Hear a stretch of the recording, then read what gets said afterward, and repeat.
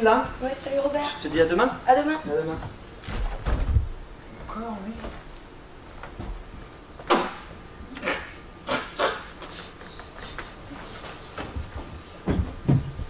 Le lendemain matin. Il est où le bonheur? Il est où?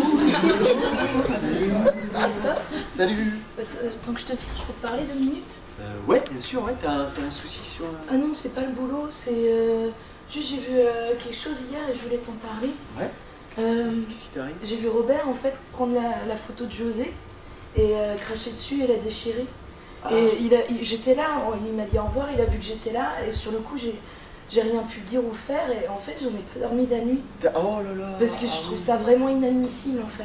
Ah oui, non mais faut pas te mettre dans cet état-là Bah. pour... Non, mais franchement c'est pas la première fois et José à chaque fois il remet la photo, il remet une photo. Bah oui, mais quand même, Hein? enfin je sais pas. Non, mais si il remet une photo ça veut dire que ça le dérange pas tant que ça. Pas de Toi souci. tu trouves pas ça inadmissible, enfin ça te choque pas? Si, bien sûr, Bon. mais... mais quand même, attends, franchement, José, il cherche.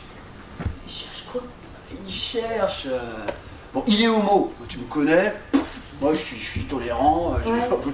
C'est sa vie, il est homo, il Bah fait ce qu'il veut. bah ouais, ouais. Ça me regarde pas. Moi, tu vois, le matin, je lui dis bonjour et tout, comme si dans Mais moi, je trouve que, voilà, il est homo, ça le regarde, mais il n'est pas forcément obligé de l'afficher comme ça, au nez, à la barbe de tout le monde, en mettant une photo.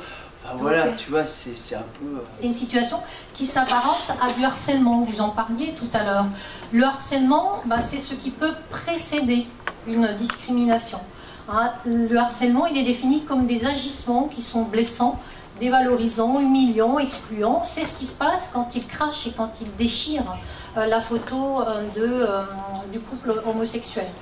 Ce qui marche, ce qui se fait, c'est à un moment donné qu'en amont, avant, c'est toujours bien de traiter en préventif plutôt qu'en curatif. La loi fait que traiter le curatif, donc si on peut prévoir en amont, c'est bien.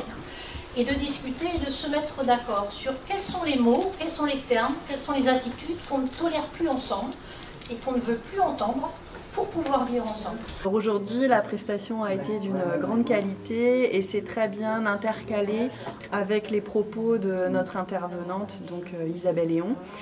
Et c'est vrai que ça avait l'avantage de vraiment illustrer ses propos et de faire réagir le public, nos collègues, beaucoup plus facilement que si ça avait été simplement des questions-réponses.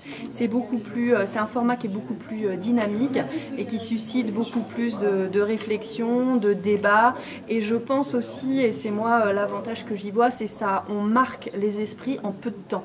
Et finalement, je suis persuadée qu'à l'issue d'une demi-journée ou d'une conférence qui va durer 1 heure, 2 heures, les gens gardent beaucoup plus de choses que peut-être ce qui peut être dit en une journée ou lors d'une réunion, ou peut-être ce sera beaucoup plus dense ce qui sera apporté, mais finalement ça marque beaucoup moins.